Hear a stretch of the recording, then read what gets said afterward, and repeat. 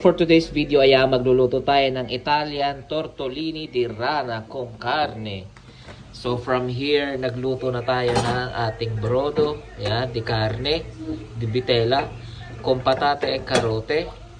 So ilalagay lang natin dito sa isang ating tigame at pakukuluan natin. Then pag kumulo, ilalagay na natin ang ating tortellini. Then parte na ng ating supa ng pane di rosette. Sembra come una stella.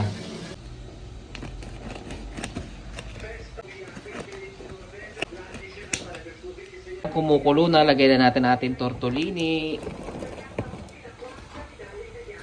And i-cook lang natin ng 3 minutes.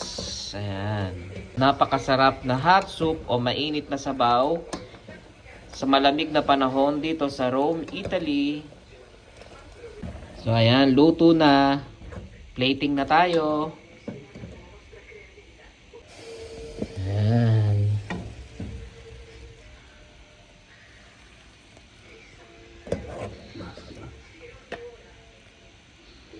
Lagyan din natin ng brodo. Ay, kulukwa. Lagyan natin ng parmigiano o parmesan cheese. Ayan. Kain na po tayo. Buon appetito. Ciao!